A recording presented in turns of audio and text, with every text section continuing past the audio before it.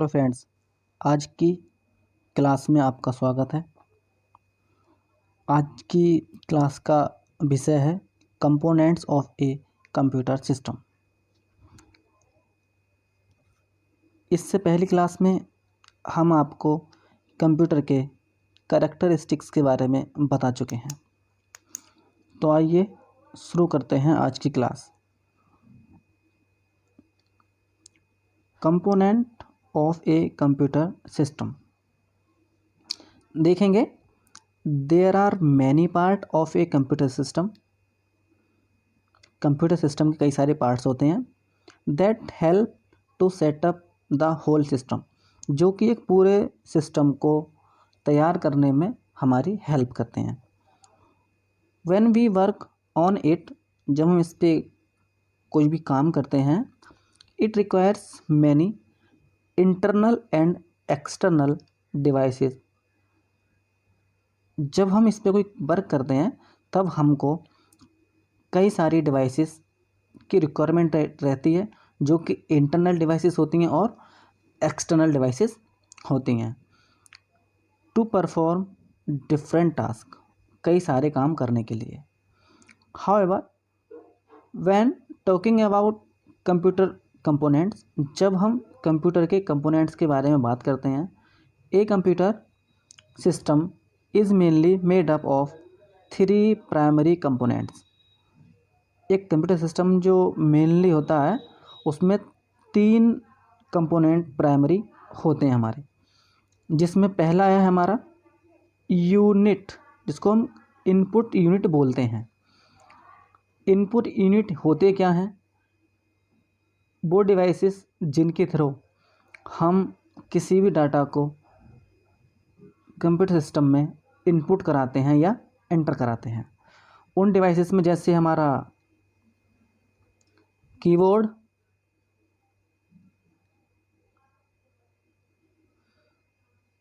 Mic,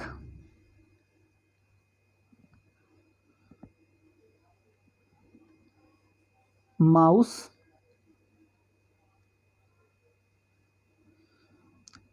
ऐसे ही कई सारी डिवाइसेस हैं जो कि डेटा को इनपुट कराने में हमारी हेल्प करते हैं। जो अगला हमारा कंपोनेंट है उसे कहेंगे सेंट्रल प्रोसेसिंग यूनिट, यानी सीपीयू। इसको माइंड ऑफ कंप्यूटर भी बोलते हैं।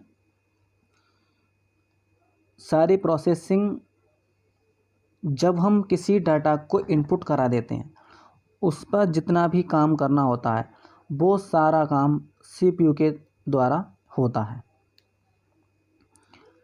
अगला हमारा यूनिट है आउटपुट यूनिट। आउटपुट यूनिट की अगर मैं बात करूं तो आउटपुट यूनिट वो होता है जिसके थ्रू हम किसी भी रिज़ल्ट को देखते हैं।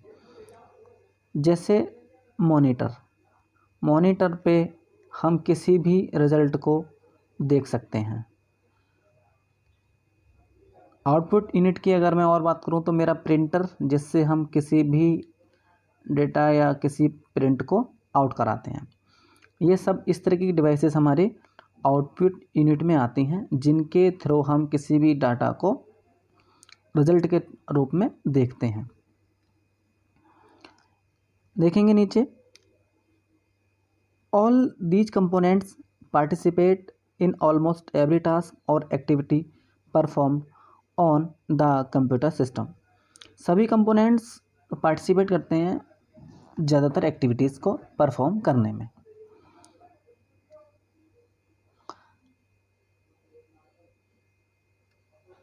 Let us understand the function of each component in detail with the following diagram. ये हमारा डायग्राम है। इसमें हमने इस पूरे सिस्टम को डिफाइन किया गया है। इस डायग्राम को block diagram of computer system बोलते हैं।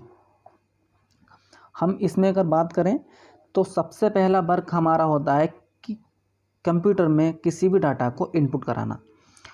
अब हम देखेंगे कि यहाँ से इनपुट यूनिट के थ्रू डाटा को इनपुट कराएंगे। वो डाटा सीधा हमारा मेमोरी यूनिट में जाएगा।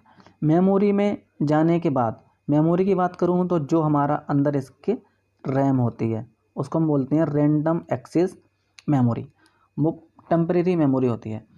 अब जब रैम के अंदर हमारा डेटा पहुंच जाता है, उसके बाद फिर सीपीयू के कंट्रोल यूनिट में हमारा डेटा पहुंचने के बाद अर्थमेटिक एंड लॉजिकल टेस्ट को चेक करता है। जैसे मैं अगर बात करूं कि मैंने यहाँ इनपुट कराया कीबोर्ड के थ्रू 2+2, अब मेमोरी में पहुंच के जब ये कंट्रोल यूनिट में पहुंचेगा मेरा डेटा, तो कंट्रोल यूनिट इसको आगे सेंड करेगा अर्थमेटिक एंड लॉजिक यूनिट को, इसको पहचानेगा कि प्लस ऑपरेटर का यूज़ है और हमको यहाँ पर रिजल्ट मिल जाएगा 4। जब ये अर्थमेटिक लॉजिक यूनिट इसको टेस्ट करेगा, 2+2 करना है, फिर मेमोरी यूनिट में 4 भेजेगा और मेमोरी यूनिट वापस उसको आउटपुट यूनिट में यानी कि डिस्प्ले करा देगा यहाँ पर 4 को। तो इस तरीके से हमारे ये कंपोनेंट्स हैं जो कि कंप्यूटर सिस्टम में काम करते हैं। क्लास अगर अच्छी लगी हो तो लाइक करना, चैनल को सब्सक्राइब करना। Thank you.